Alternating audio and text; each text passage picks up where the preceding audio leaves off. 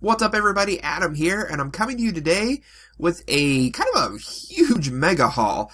I unfortunately missed out on doing a haul last week. I had a little bit too much going on at work, and then I had family visiting, and I was a little sick, so I didn't really have a whole heck of a lot of opportunity to get my videos made. So, this week, it's gonna be kind of a mishmash and a big ol' haul. I'm going to start with a few books that I just kind of randomly picked up just to kind of fill gaps or that I was looking for or I missed at some point. First up, Star-Lord, numero uno. Finally picked up a copy of it, read it, didn't like the book very much. I actually was kind of disappointed that the story takes place like before he ever becomes like a Guardian of the Galaxy or anything. So I'm not really sure how much of that I'm going to follow from this point, but finally got it, read it, it was alright. Wasn't that great. Next up, All New Wolverine number 2. Love the first issue. Need to read the second one. Pretty sure I haven't talked about that one yet. If some of these I have, I apologize. Like I said, if I get a week behind, boy, it just plays with my mind. Next up, Silk number 1. Another one that I was really kind of interested in, just from all the different Spider-Man stuff, and I loved her appearance in the newer release of The Amazing Spider-Man. Wasn't really happy with the book. I might give issue 2 a chance, but I didn't really care for the art style in the book, and the story just, I don't know, it just didn't do anything for me, so I was a little disappointed in Silk. I might give it one more go, though, so we'll see. Next up, Star Wars Chewbacca number 4. I don't really have much to say about that. I haven't read anything other than the first issue. I need to read more of it. Especially since I don't know how long this series is. Then we have Guardians of the Galaxy number 2, which this is kind of what I was hoping, the Star-Lord thing was going to be, talking about when he's like the king of, I forget where it's called because I'm tired. I'm still trying to catch up from everything. Next up, We Are Robin number 6. I really like this cover. It's very swanky and dark. I like the bright, vibrant red and yellow, but it's a masked skeleton figure, so it's a little dark and creepy. But I like it. And I'm kind of hoping that this is kind of one of the first tie-ins to the whole Robin War thing. Then we have, this is my pull from last week. I didn't get a chance to share this yet. So it's kind of a mishmash again. I'll do my best, kind of just go over everything. I haven't had a chance to read any of these yet either. So, I don't really have a whole heck of a lot of opinions. First up, Spidey number 1. This is one that I'm not really sure how much interest I'm going to have in it. From what I understand, this is the Spider-Man series that kind of shows the beginning of his Spider-Man career. So I don't really know how much of that's going to really grab my attention, especially based on how much I'm liking Amazing Spider-Man right now, where I don't really know if I want to read stuff that's kind of inconsequential. Or it can be, depending on how well it's written, I suppose. Next up, Plutona number 3. This might be the last issue of this I pick up. The first 2 issues, really nothing has happened. If you've read it at all, you kind of know what's going on. If you haven't read it, spoilers. They found a dead superhero in the woods. And that was at the end of the first issue. Then the second issue was discussing the dead superhero in the woods. And then one of the kids goes back to the dead superhero in the woods. That was kind of the entirety of the first 2 issues. They haven't really done anything. So, depending on what happens in Plutona 3, really will decide whether I keep on with the series. Because if it's just another issue of nothing happening, I think I'm going to be done with the series.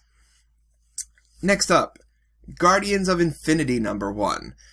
This is one I mainly picked up from my wife because it's got good old Rocket and Groot in there. So I figured she'll have an interest in it. I'll give it a read to see what it's about.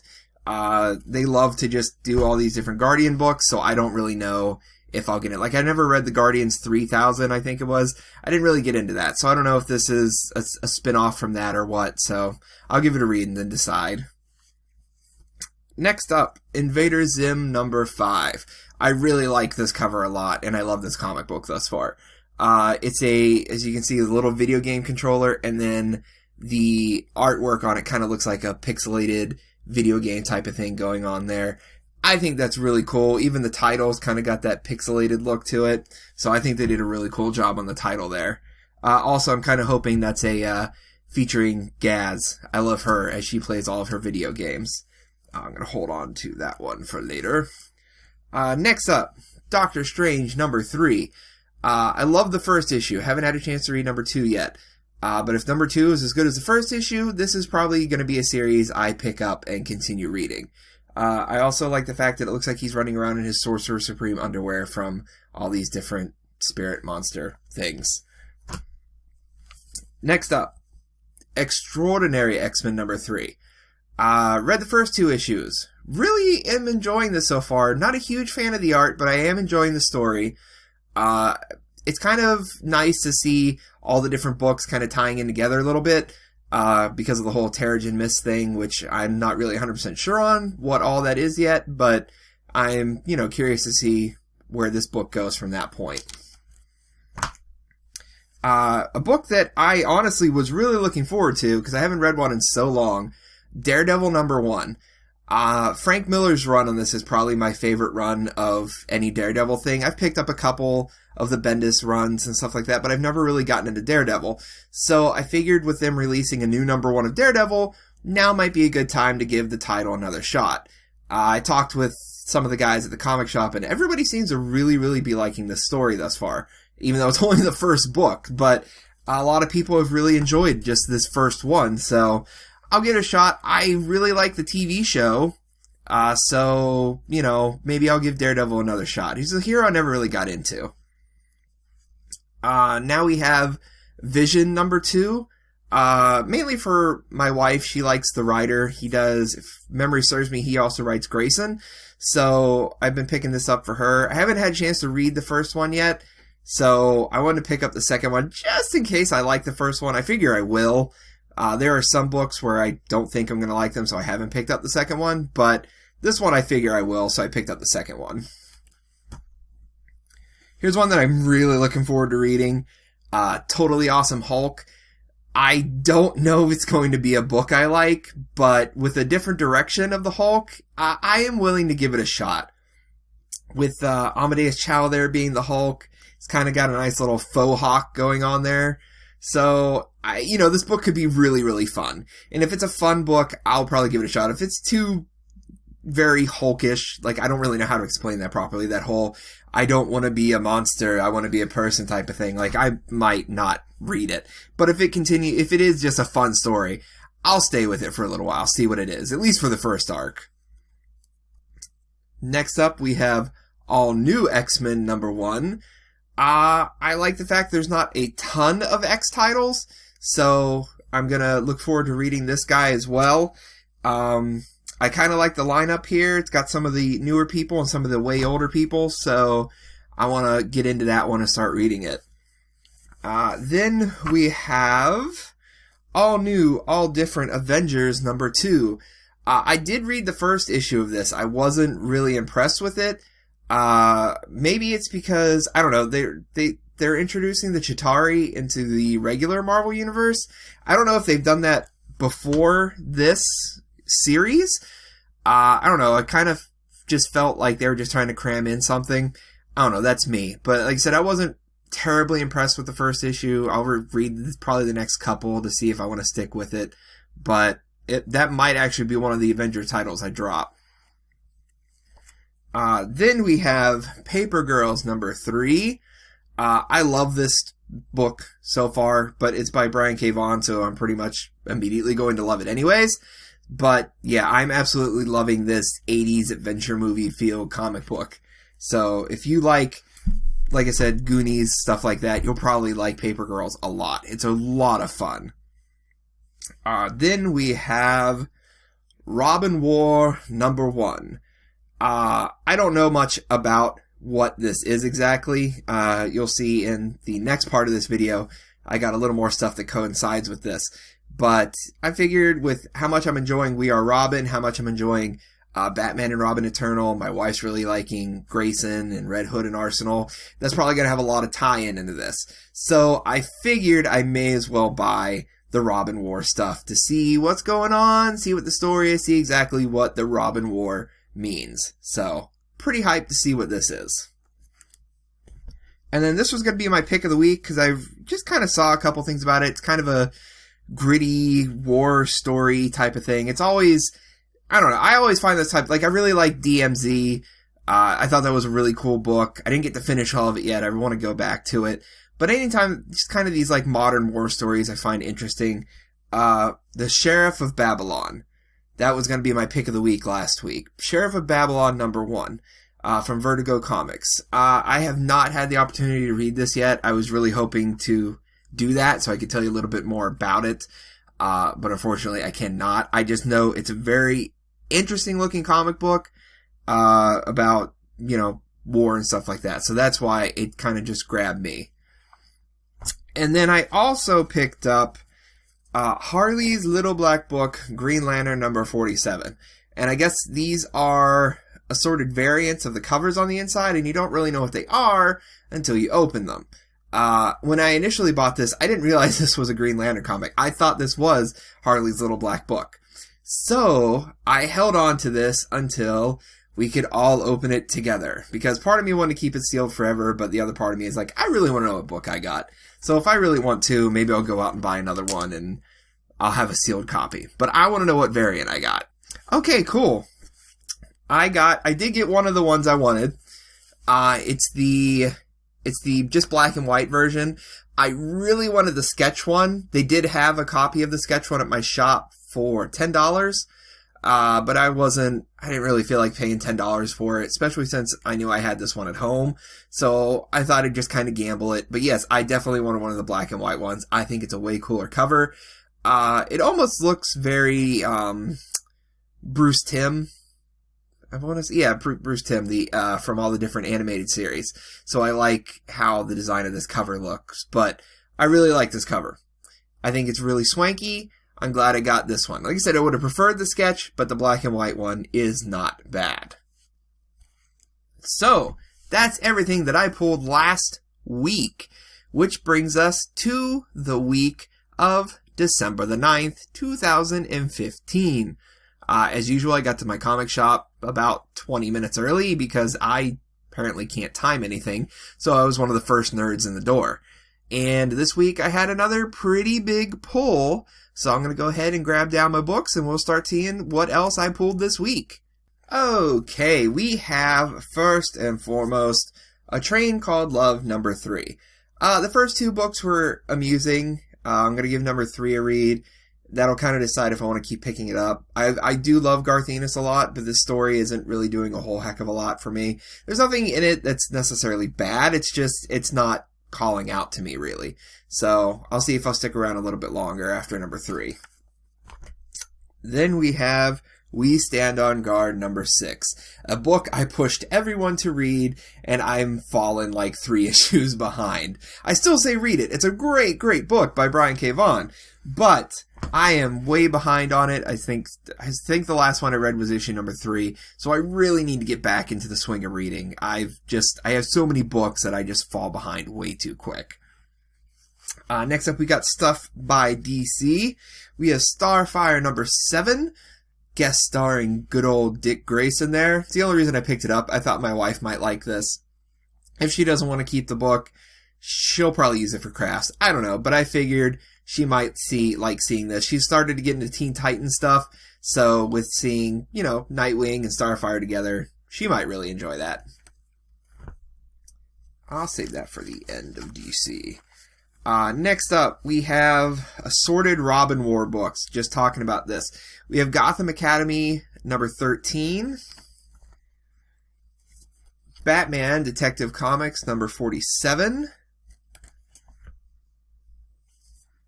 Grayson #15. And then Red Hood and Arsenal #7. This is why I was saying about all the different tie-ins and books that are kind of crossing over about the storyline.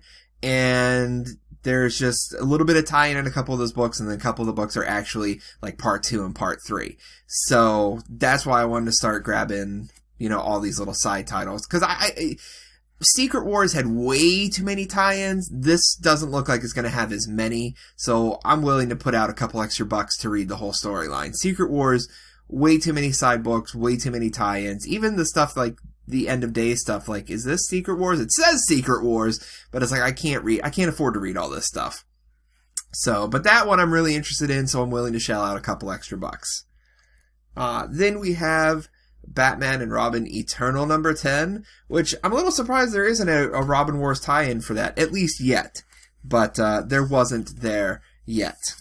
And then we have one, I didn't know it came out today, I knew it was coming out soon, so I'm really excited that this came out. Batman and Teenage Mutant Ninja Turtles number 1.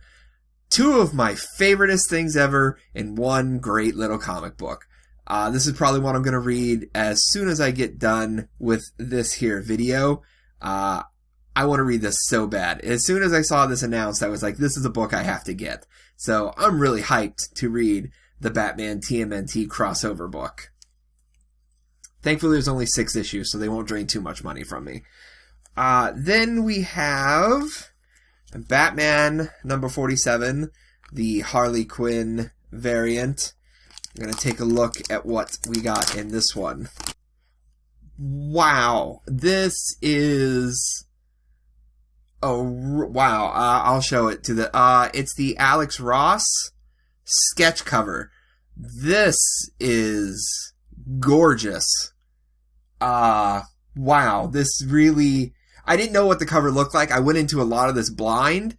I kind of have an idea of what the Harlequin Little Black Book, which is actually the next one. I have an idea of what that one actually looks like. If it's the one that J. Scott Campbell was posting on Facebook, and then I've kind of seen that one. I have not seen this one before. This is really something else. This is a really pretty cover, and the sketch on it is phenomenal. I mean, it's Alex Ross, so I mean, it's going to be good anyways. But wow, that is really something else to see. That is a really nice cover. I am extremely glad that I picked that one up. I grabbed 2 copies of that on accident, and then I set one of them back. So I'm glad that's not the one I set back. That is a pretty comic book. But now we're going to look at the actual Harley Quinn's Little Black Book cover here. We'll see which one I got of that. And I got lucky once again here. It's the sketch variant. It's not the inked black and white. It's the actual sketch variant. I really like this cover. They had the inked black and white version at the shop. I think it was $6. I almost bought that just to get a guaranteed black and white, but I was like, I'm just gonna buy the bagged, see what it is, and I'm glad that it just is the pencil sketch again. I don't know what it is about the pencil sketches, but there's something about just kind of the raw art that it just looks so good. And this cover looks really good as well. 2 really great artists, J. Scott Campbell doing the cover of this one, and Alex Ross on the other one, and their sketches are just phenomenal. They look absolutely phenomenal. And I kind of almost wish I would have saved those for last now. Everything else is going to seem so small in comparison. Those were 2 really great books there. But I'm going to get into my Marvel stuff now. First, we have the Gwenpool Holiday Special. I don't know if this is going to have any value. I'm just trying to pick up anything that's Gwenpool, because I know these things can just pop off and you never even know. You never know sometimes with these characters. And with the way Spider-Gwen has been popular and the way Deadpool is popular, this character could explode out of nowhere. So I'm trying to pick up any of these random books that I can to start with. But this is a cover I picked up. It's kind of almost like a playing card kind of look type of thing, reflection. I'm not really sure how to describe it. But they had like 4 other covers. But this was really the only one I really liked, so it's the one I picked up. Then we have Deadpool number 3. I really need to read the second one to see if this is a story I want to hang around with. I love the character Deadpool. He's one of my favorite comic book characters. But for some reason, I just can't get into the Deadpool comic anymore. I don't know if it's because he's kind of oversaturated the market or whatever the case may be, but I have a hard time getting into the comic. So I'm going to keep giving it a little try to see if it's a book I want to keep reading. And, we'll see. We'll see. Next up, Scarlet Witch #1. This is one of my favorite Avengers characters. She's kind of been the victim of poor writing, I think, from time to time. So I'm curious what an individual series would be like, especially since, really the last time I really remember seeing her, aside from the Uncanny Avengers book, is right before House of M, when she kind of turned the Marvel Universe upside down. So I'm curious to see how they write her now, because it always has seemed like they've turned her into a character that just kind of runs and hides and stays away. So I'm curious to see what they do with her in a solo book like this. Then we have Amazing Spider-Man #4. Like I said, I'm really liking this Amazing Spider-Man stuff. It's still very different with how Peter Parker runs his own company and everything. Kind of that spin-off from Superior Spider-Man, I guess it was. But I'm still really enjoying it. I like reading a Spider-Man book monthly. I haven't done that in so long. So I'm really liking this Amazing Spider-Man thus far. Then we have, thank God, Secret Wars #8. Now, if they can just produce #9 on time next month, get this thing done with. I want no more Secret Wars. Let's just get this crap over with and go back to just regular, this is the universe, this is how it's laid out. Let's just get the story done, guys. So I gotta read this guy, figure out what's going on, because this book is all over the gosh darn place with, I don't know if you've got to read the tie-ins to make sense of it, but just every single issue seems to be like, look, here's a bunch of events. We're not going to tell you why they happened, but they happened. So if you're not reading the side stuff, I feel like that's what's going on. Then we have The Radioactive Spider-Gwen, #3. This is another book where, as much as I like the character of Spider-Gwen, I'm not really getting into the story. I'll probably give it maybe the first arc to really decide if I want to stick with it, but it's not doing anything for me, which is kind of disappointing. Kind of like you can see on the cover here, you got Spider-Woman there. I read the first issue of that, didn't really do anything for me. I don't think I'm going to pick up #2, which again, it was kind of disappointing. I was kind of hoping to pick up a couple of the different Spider books, but I think I have the ones I'm going to stick with soon. Then we have Ultimates #2 with the, I'm not sure what the actual image is called, but this is one of those classic images that have been used again and again in different things, and I like how they have Galactus in it this time. I haven't read the first issue yet. I've only read the pre-stuff from the Avengers Zero, so I need to hurry up and get caught up on that and see if that's a book I want to keep up with. Next up is one that I'm really super excited for. Uncanny Avengers #3, featuring your truly favorite comic book character, Cable. And I love the fact that he's plastered all over the front of this book. And the nice little Avengers button he's got going on there. So, yeah, this was a book I contemplated dropping after reading the first one. But I was like, I'll give the second book a read. And when he appeared at the end of the book, I was like, okay, depending on how long Cable stands around, this might be a book I have to pick up more frequently. So, as of right now, as long as Cable's around, they're going to have me coming back to Uncanny Avengers. Next up is a book I didn't really want to pick up, but I did anyways. I didn't care for the first issue. Unbeatable Squirrel Girl. It was okay. It was funny, but I don't know. I didn't care for the art. I didn't care for the story. They had it in my box, so I picked it up. I felt bad, if I didn't buy it, but I'll give it another read. Maybe this one will change my mind. Then we have Guardians of the Galaxy #3, and here we see Gamora fighting Drax. I need to read issue 2, so maybe that'll make sense of the cover. I've only read the first issue, but I like the first issue. But this is mainly for my wife anyways. She's a bigger Guardians fan than I am. Then I got this free preview of Star Wars. I guess there's just random little Star Wars stuff. Yeah, it's got Vader, Princess Leia, Shattered Empire, just kind of a brief thing. So maybe if you go out to your comic shop, they'll have this to give you a free preview book. And then that brings us to this week's comic book pick of the week. This book comes to us from Top Cow. It is written by Matt Hawkins and art by Raphael Inko? I'm terrible with these people's names. But it is Symmetry #1. It's a story about a utopian future, and essentially, if I'm understanding it correctly, there's no real free will anymore. Everything's kind of been repressed, and it just kind of looks at a future where that kind of stuff happens. And it never seems to end well in those type of stories. So I'm curious to see what their spin on the whole utopian future that's managed by people who don't allow you to have free will type of thing. So, yeah. Plus, I mean, I love The Tithe, and this is written by the same people, same company and everything, so really looking forward to Symmetry #1. Whew!